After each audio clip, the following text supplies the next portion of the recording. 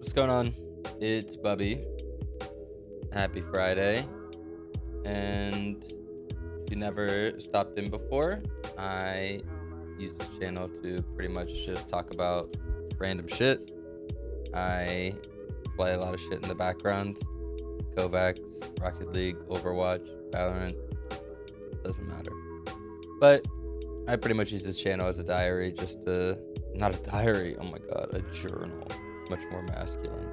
I use it as a journal to pretty much talk about the different things that I have going on in my life, or stuff that I've dealt with, or stuff that other people have going on.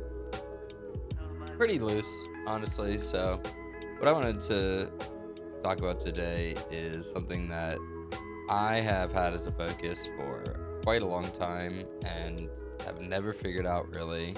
And I've done a lot of research into and tried a lot of shit to no avail. And that's sleep. Sleep. It takes up ideally a third of your life. It's something that I think almost everybody sucks at to some degree.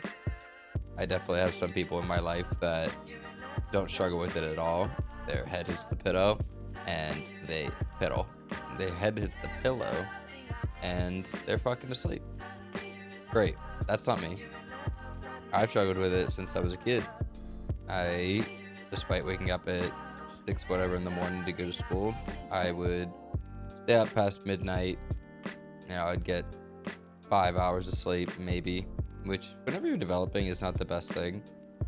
I think it's insane that kids have to get up at fucking 6 in the morning to go to school for whatever reason. But regardless, to this day, I wake up at ridiculous times, or I go to sleep at 3, 4 in the morning. And if I can, I'll sleep until 2, which is what I did today. And it's not a great thing. I have tried a lot of things in my life to fix it. I know a lot of the things that you're supposed to do. And for anyone that doesn't really know exactly what you're supposed to do, A, going to bed at a consistent time, and B, opening up. Getting out of bed, waking up at a consistent time. Doing that pretty regularly is going to be one of the most important things you can do. Number 2, getting sunlight in the morning. If you get out of bed, go get sunlight in your eyes for 10-15 minutes, your circadian rhythm is going to turn on and start up the cycle, and by the time you get to nighttime, you're going to be tired. If you don't do that, then your circadian rhythm gets screwed up and you don't end up starting that cycle, and your body doesn't get into the proper process of creating melatonin. Bunch of terrible. Number 3, obviously having screens on and light and all this stuff right before you go to bed is not great. For me, I think it's more of a matter of turning your brain off. I hit the bed, and if I'm on my phone, if I've been gaming, if I've been doing a bunch of stuff right before bed, then my brain is still firing at 1,000,000 miles a minute. And if I lay down, especially if I slept in that day, didn't get sunlight, and my brain is going that fast, there's literally a 0.0% chance that I'm getting to bed in a matter of an hour, 2 hours, 3 hours most of the time. Not fun. So I always try to essentially fix that, because there's so many insane benefits to sleep, right? Number 1, you feel better. I think that as I've gotten older, and I'm not a young pup anymore, I'm 30 years old, and I, at this point in my life, just want to feel good whenever I am going about my day. And sleep is a massive contributor to that. If you're sleeping consistently, you are going to feel amazing. That's just a fact.